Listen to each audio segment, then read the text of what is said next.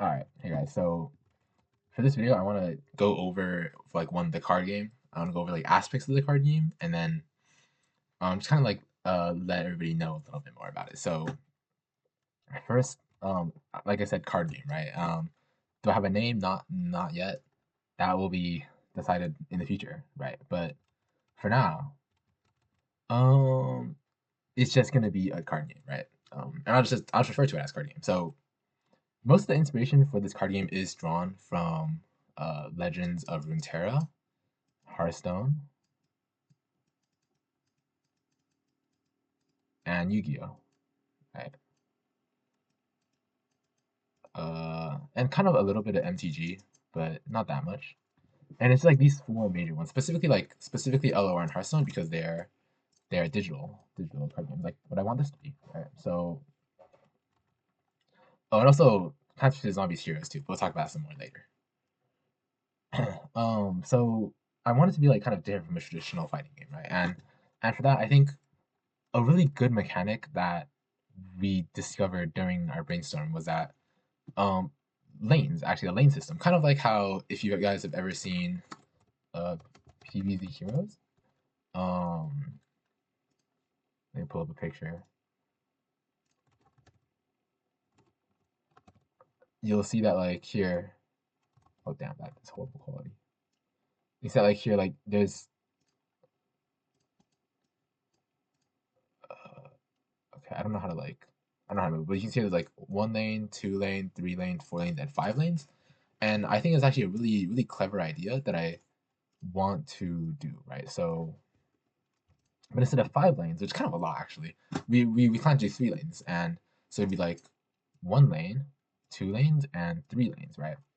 And then of course we don't want the map getting too crowded, so there's gonna be a maximum of let's say this is a halfway point, right? There's gonna be a maximum of 6 cards on the field per player. So the most amount of cards that can be on the field at once: one, two, three, four, five, six, 7, 8, 9, 10, 11, 12, right? And that's there won't be more cards than this on the field. Okay. Now, um, like most fighting or like most card games, to win you deplete the enemy's LP life points or HP or really anything you want to call it to zero. So, for this game, we've tentatively um we we have HP. I will call it HP for this game, but we have it at 25 at the moment, and this is subject to change. I really wouldn't know until the game is like actually played and balanced. And in order to win, you just simply get rid of all 25 of your opponent's HP. Simple, right? Okay. And but like I said earlier, I took inspiration from like LOR, Hearthstone, and other games, right? And in those games, cards often take like some type of currency to spawn. Um, Most commonly mana, and that is what I will use as well, right? So I don't know if we call mana actually. It might just be called something else later, but for now I'll refer to it as mana. For like the easiest understanding of the situation. So cards will take X amount of mana to spawn. So, for example, if I take some of the spell cards here that I've developed, such as these, right here, you see, uh, this one is like cost 1 mana, cost 2 mana, cost 6 mana, right? And so naturally, you will have a mana bar as you play the game. So, the amount of mana. So when you start the game on round one, both players will start with 0 mana. And at the beginning of round one, they will each gain 1 mana. So both players have 1 mana. And you can then play whatever you want with that 1 mana, right? Uh, and then each round you get more mana at the beginning of that round. So at the start of round two, you'd get 2 mana. Start of round three, you'd get 3 mana, and then four, five, six, seven, and then there is no cap on mana. And that's because I don't think the game will get to a point where there needs to be a cap on mana. Because at that point, you're just going to run out of cards, right? And that could be subject to change in the future, but for now, it's like that. And then, naturally, card game. Right now, each player would probably have like 40 cards. Um, And then when you start the game, you have 5 cards in your hand, and that means 35 remaining cards in your deck, and you just play that, right, on the 3-lane system. All right, what's next? Another idea we had to kind of counteract an issue that we noticed during development is that we lack very many draw cards that allow you to draw 2. For example, Pot of Greed, right? In Pot of Greed in Yu-Gi-Oh! OTCG, and like Professor, a more like relevant card for a lot of people, probably right now, is Professor Oak from Pokemon TCG, the new game. This draw 2 cards, and like there's cards like these that draw 2. These are present in these type of cards where it's like draw 2, are present in like every single type of like card game you're gonna see, right? And they're often known to be like pretty broken, depending on how you play them, right? And I want to basically not have that type of brokenness in the game and try to avoid that because I don't want to be banning any cards. So to counteract this issue of like draw cards being really broken, we have implemented a system that where basically each mana, you can in every round during the draw phase, you can spend 1 mana to draw another card, right? So let's say you're round 6 just started, you just got yourself 6 fresh brand new mana, right? And then you just drew 1 card because at the beginning of the round you draw 1 card, right? So now that you have 6 mana, and let's say you had 3 cards before, and let's say you played a really heavy round the round before, and now you have only 2 cards in your hand, and you just draw 1, so now I have 3 cards. Right. We just have 6 mana, and these cards are not particularly good, right? Now you can, instead of having 6 mana, you can spend 1 mana, so now you only have 5 mana, but you get 1 more card. So you have 4 cards, and this hopefully should allow people to have more options when they have like a bad hand, as well as let people cycle through their hand faster if they are playing a win condition that they just have not pulled yet, right? Okay.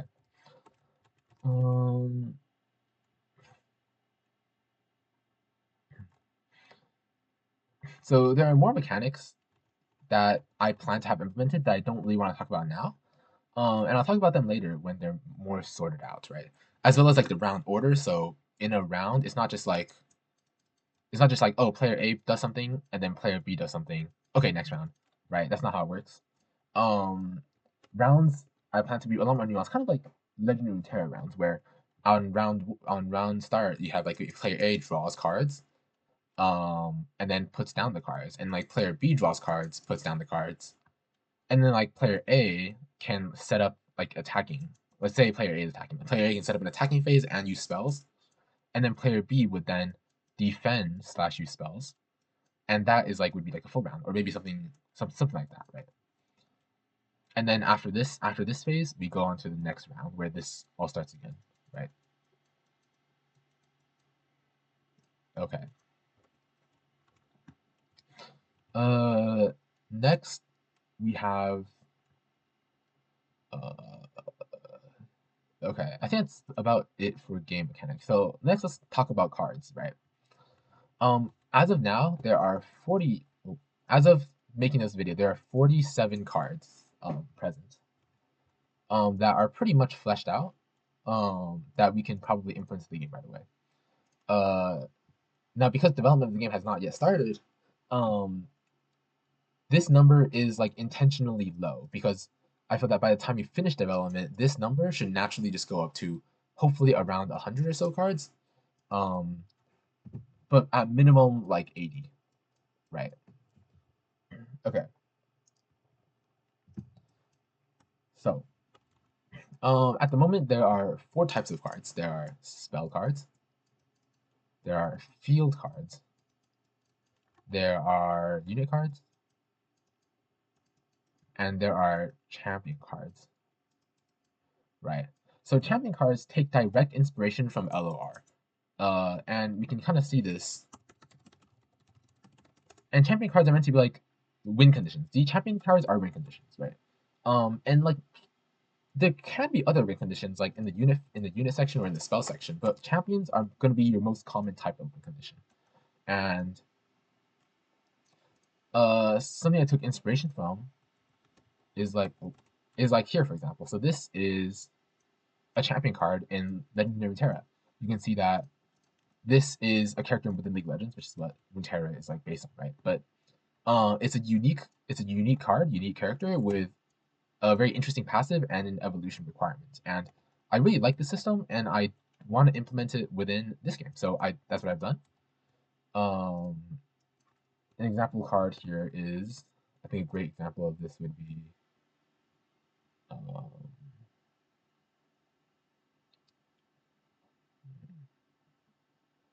would be like, for example, what if you use Jackie Lin as an example, right? So here in this case, Jackie Lin has a 5 mana. So this is Jackie Lin's base form, right? This is what you would play if you were to actually play this card in the game. This is what you put down. It'll cost you 5 mana, and you get 4 health and 5 attack, right? And you think pretty mediocre stats for a 5 mana cost, and you'd be right. But if you remember, the Aphelios card earlier that we saw, these are also pretty mediocre stats for the cost, right? I'd say it's like pretty similar in value to Jackie Lin right here. Um, and that's because champion cards have their passive. This is what is important for the champion cards. And so you can see that Jackie here has her ability, and then there's an evolution requirement, that will allow her to evolve into the evolved form of the champion. So in that case, that'd be LTG Jackie, and she gets a new special passive that's only for the evolution, right? And so you want to be like, so most commonly, I reckon you'll see people playing champion cards, going for the evolution, and then using the evolution passive as a win condition to play their other cards, right? All right. Next, let's move on to units. So with unit cards are like kind of like almost like fodder in a sense. Well, there are like good unit cards too, but the majority of them would probably be fodder. So, uh, and unit cards are something that exists like within like all all fighting game or all card games. Sorry, how you say? I'd say unit cards. Uh, and I don't know if they're actually called unit cards. That's what I'm calling them, but they're like smaller cards that don't really have any unique. They're not unique or anything. They're like just smaller cards that you could play. Like you have several of them in your deck. You can play multiple of them at once. Um, and you can see this in like Hearthstone as well. So uh, like here, right? All just unit cards. They tend to have like lower mana cost, like 3, 3, 3. They have like lower stats, 2, 1, 1, 3, 1, 2, and their passives are generally like super simple and like not very complicated. So like here, like when I'm surrounded, draw one, or when I'm summoned, draw one. That's it. Or like gain +1/+1 for each combo card. Gain +1/+1 for each minion. Is like very simple, very easy to use, and they're kind of there as like almost support units for your champions, right? Um, Now of course there could be like heavy unit champions as well. So a really quick example of this is here. So here we have Baku the Moon Eater, and so I don't know if I tested him actually, but I mean, we have these two guys, and you can see that despite being unit cards, this guy is literally 9 mana, and this guy is 6 mana. So, um, and they have like crazy stats too to fit their like high mana costs. And these have a weird kind of playstyle, and honestly, I am not qualified enough in card games to actually tell you what you're meant to do with these. They're just like really strong unit cards that can act as almost like a secondary win con. And then in that case, you can use like your champion, for example, as like a support. Um, so then in a sense, it'd be part of the win con still. But yeah. Okay, that's it for unit cards. Next, we have field cards. So field cards is something that uh LOR does not have. I'm pretty sure. Uh, and and I think, does Hearthstone have field cards? I'm pretty sure Hearthstone does not have field cards either, right? So field cards is something that you'd see more commonly, I reckon, in MTG. Um, yeah, so field cards is something that you'd see pretty often in MTG, and what they do is they apply an effect over like the entire field. So everybody on the field, all the cards on the field gain this ability or passive, I guess, right? And you might be wondering now, Rizimo, how does the field card work if you have 3 lanes, right? Does if you play the field, does it affect all the lanes? Does it only affect one lane? Does it affect like what does it do? So with field cards, what we decided is that field cards will only affect one lane out of the 3, and you can pick which lane you wanted to play the field card on. So and we want to do this because we think it will add like variance and more strategical gameplay into using the fields. Because like let's say um let's say I have these 2 cards. I have Parkour Civilization and I have Brain Rot Battlefield, right? Um, I can play Parkour Civilization on this field, right? And now they have the passive now. So if every time these people try to attack, they have a chance of not attacking and just not doing anything that round, right? Okay. Um, so now as the enemy player, let's say the enemy player now has Brain Rot Battlefield as their card. So now they have to make the decision. Okay, well, do I want to play Brain Rot Battlefield in a different lane to push this lane out and give an advantage to my side here, or do I want to counter this field, right? Or do I want to counter this field and return to an even playing ground because maybe I have stronger units here that I want to protect, right? And that's kind of the goal here. And yeah, so field cards can override other field cards when played. Which I think just adds another like layer of like nuance and strategy. Okay.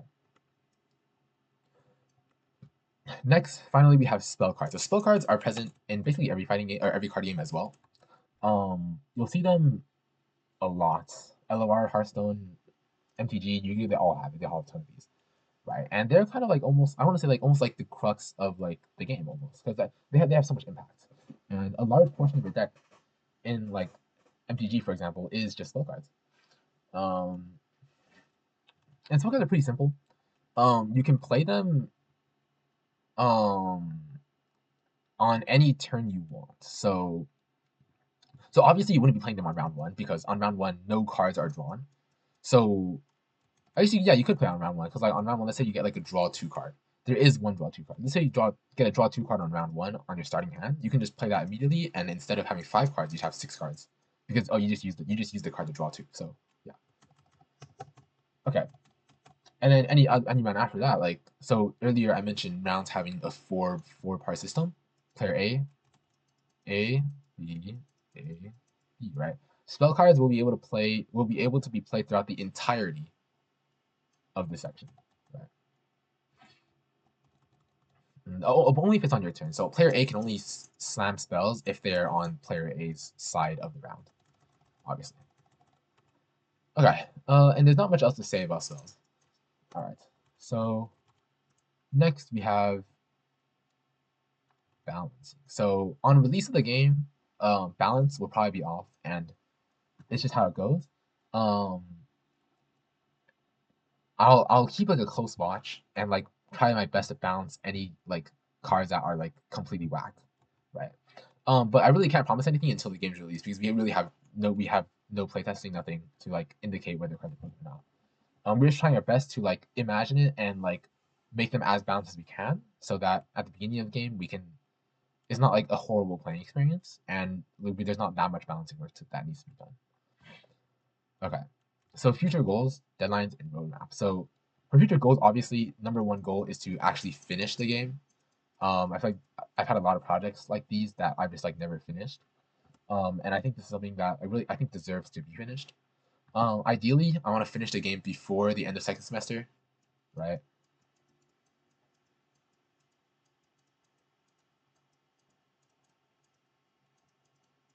That'd be amazing.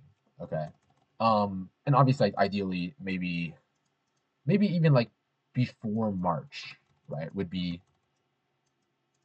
absolutely crazy. But the thing is, like, game dev is like something that's like very different from actually normal coding, and there's not a lot of people that have like a heavy experience into game dev, and it's a new endeavor for a lot of us. So you have to bear with me as we kind of go through this together. Okay. So deadlines.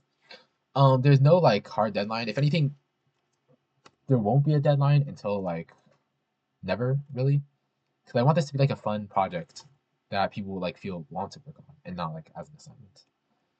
Roadmap, ideally, I want to keep making cards, right? So I think ideally by the end of winter break, I want to have at least 60 cards ready to go, and at least like some discussion of development starting by then. Um, and then anything after that, we're just gonna play. All right, and that's basically it about the game. So if anybody has any questions, hit me up at Confusion on Discord. All right, no caps. Bye.